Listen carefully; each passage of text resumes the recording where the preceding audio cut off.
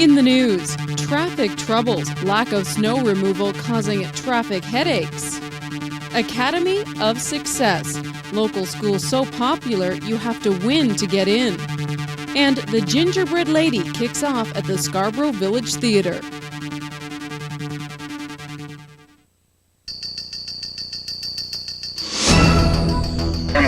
Number. The company is called Yamaha Music. It's created a lot of problems. It's created a lot of accidents because now you're dealing with the typical drivers out here that you've got out here. You've got your aggressive driver, and they're still out here. And it's called me first. I'm getting the hell out. Like, I'm getting out there, not you. Next thing you know, you got cars coming in, bang, you got fender benders, you got this. Yes, it's treacherous on the roads for all drivers, especially when you don't have a car. Very dangerous, very treacherous. I have to have a flag up so at least I can alert the motorists that I'm here. But I'm aware that every moment I'm on the road, I could get hit. Here's an example of how difficult things can be on the roads. I'm going south on Kennedy. We're north of Shepherd, and I'm in the far right lane, and my right lane is now only half a lane. So I'm riding half in one lane and half in another lane. A potentially dangerous situation. The massive snowstorm has meant lane reductions on many roads. Some go from 3 to 2 lanes or 2 to 1.5 lanes.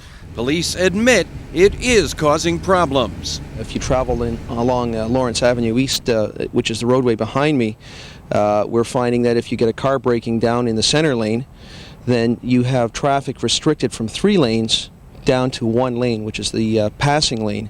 Center lane has the broken down car, and then the snow drifts are totally encompassing and covering up the curb lane as well.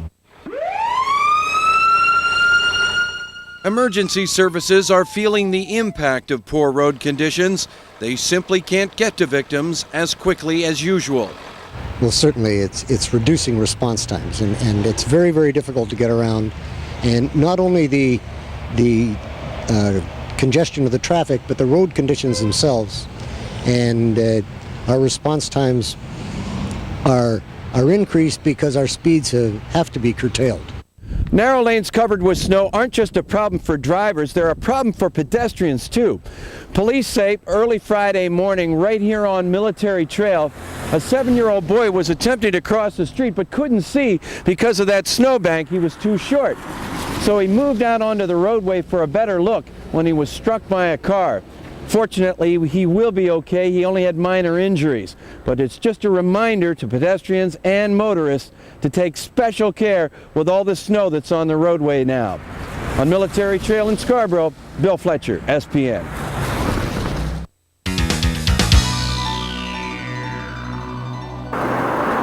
Two vehicles remain in lockup at a Pickering towing company as police continue to investigate the accident that led to the cars crashing. Durham Regional Police say one woman remains in serious condition after a Mercury Sable northbound on Brock Road Thursday lost control, crossed the center line and collided with a southbound Astro van. Investigators say they are considering poor road and weather conditions, but are hoping witnesses will come forward to help them determine exactly what went wrong. If you can assist, call police at 905-579-1520.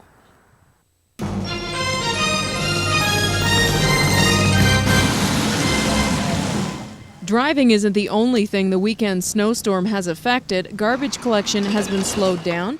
Missed sections of Toronto should be caught up by the end of the weekend. To avoid any problems, city staff recommend people place their garbage in a visible spot, not beside or behind a snowbank. They say right at the end of the driveway or at the top of a snowbank is best. Meanwhile, in Pickering, help is on the way to people who have trouble digging out in the winter. Councillor Doug Dickerson has set up a volunteer snow removal service so seniors and the disabled can get their driveways and sidewalks shoveled. They can't control the weather, and I can't control the weather, but certainly we can do our bit to try to help them out. And all of this, I might add, Teresa, is being done at no cost. If the homeowner wants to make a contribution to the kids or to the operator for his gas, that would be greatly appreciated, but there is no compulsion, there's no set rate or anything like that. All I want to simply do is to prevent the seniors and the disabled in my ward anyways from having to go through what they've gone through in the last week. Dickerson has contacted local high schools to ask teenagers to grab their shovels and help out. If you'd like to volunteer or you're a shut-in and need someone to shovel for you, call Councillor Dickerson at the Pickering Town offices or his home at 839-3684.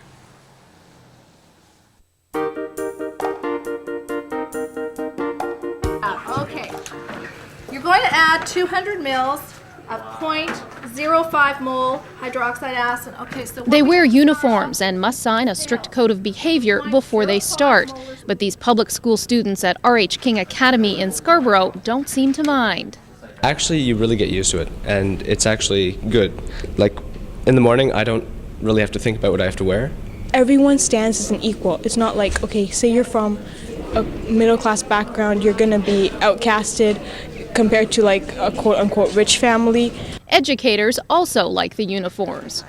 It also provides a sense of security, so we know immediately who our students are and if there's people here that shouldn't be here. When R.H. King first made the change from collegiate to academy in 1989, enrollment was under 900. Today, close to 1,400 students attend R.H. King. In fact, the school has become so popular that officials now hold a lottery every year for out-of-area grade 9s who want to come here. Up until 3 years ago, those spots were awarded on a first-come, first-served basis. But the school opted for a lottery after the lineups got too long. So we're having people line up the night before and spending the night outside, which we didn't allow, so we opened the school for them. Matthew Cito's father was determined to see his son get in. Well, he made the sacrifice. I had to go to school the next day, actually. I stayed here till about 2 in the morning, and he stayed there the rest, and then I took over at 7 o'clock again. I walked around and most of you have got a few of them done.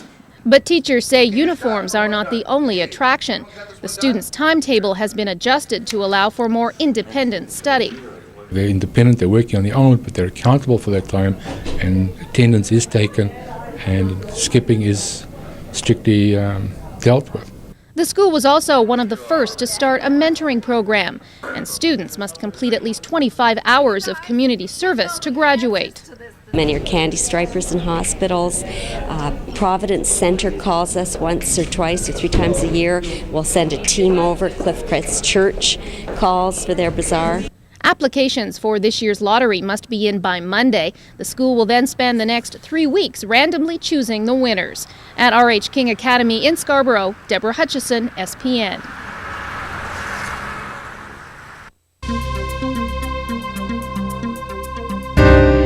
Police are searching for this young man. Someone they suspect broke into a house at Shepherd Avenue and Nielsen Road December 16th. Police say after demanding money from a 14-year-old girl, the suspect sexually assaulted her. He is described as male black, 17 to 20 years old. He was wearing a red and black puffy nylon jacket. He was also carrying a green and black knapsack. If you have any information, please call 42 Division's Sexual Assault Squad at 808-4205 or Crime Stoppers at 222-TIPS.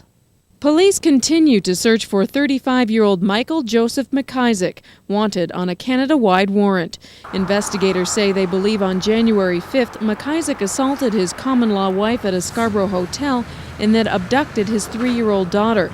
He was last seen driving a white Cadillac with red interior. If anyone should suspect they've seen Mr. McIsaac or the vehicle, please contact the police immediately. We're appealing you to call 41 Division at 808-4100. or Crime Stoppers. You can also call the rope unit, which is at 416-808-5700. And again, you can always call Crime Stoppers and remain anonymous at 222-TIPS. McIsaac's daughter is about 40 pounds with blonde hair and blue eyes. Police say Michael McIsaac is considered dangerous and should not be approached. A young offender has been arrested as a result of an investigation into a robbery at St. Clair Dollar and Variety Store. Police say December 17th, 2 male suspects armed with a knife and a stick stole an undisclosed amount of cash and a car. Since then, the car has been recovered and both suspects have been charged with numerous offenses, including theft over $5,000 and uttering a death threat. Robbers went right for the car accessories. Thursday evening at 6:30, 41 Division Police say 3 men entered Audio Tech at 300 Nantucket Boulevard and demanded cash. After tying up 2 employees and another male in the stockroom, the 3 suspects helped themselves to some stereo equipment and alarm systems. Police are looking for 3 black males between 25 and 28 years old, all around 6 feet tall and medium to heavy builds.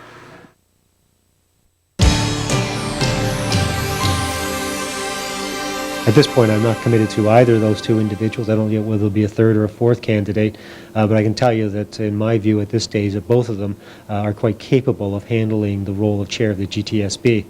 Pickering Mayor Wayne Arthurs says he's not picking any favored candidates just yet for the top job of the Greater Toronto Services Board.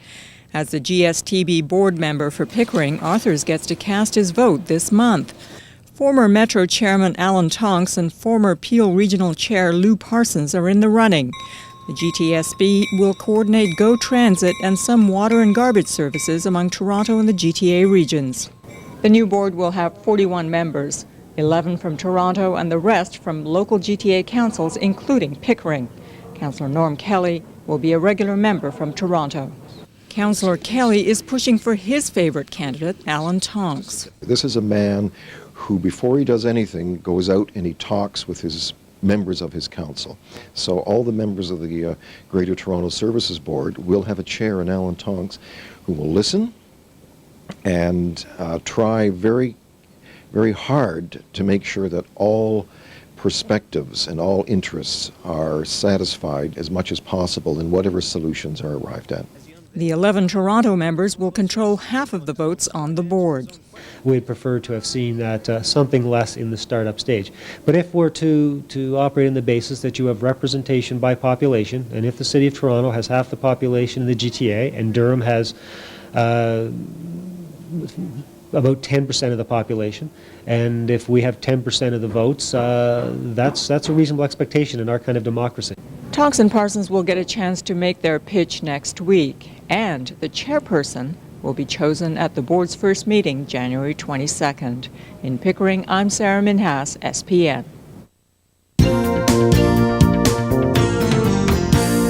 I'm doing it to help other people. Dozens turn out to give the gift of life at a Scarborough blood donor clinic Friday.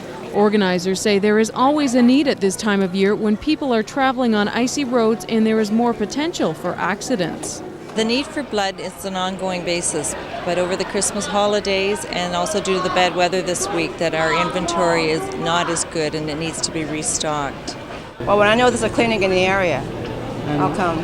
Well, I'm donating it to help out people who need it. Anybody who's been in an accident or has ill health requiring blood transfusions.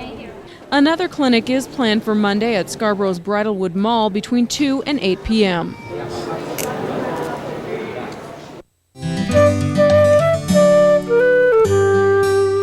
And I figure, pussycats, that I have only one more chance at this human being business. If I blow it this time, they'll probably bury me in a distillery in Kentucky. Thursday was opening night for The Gingerbread Lady, Scarborough Players' latest production. It's the story of Evie Mira. It takes us on a journey through the lives of some extraordinary individuals, attempting to help Evie, a recovering alcoholic who's just come back sober, but she's having some problems. But Leslie says the play isn't all doom and gloom. Instead of the desperate feeling from the alcoholism in the production, we've tried to give a feeling of hope instead of despair, so that people see that Evie is trying to make an attempt at moving forward with her life instead of moving backwards. God, it's good to be home. Jesus, I thought I had twice as much furniture. It's different when you're sober. The play runs until January 23rd at Scarborough Village Theatre.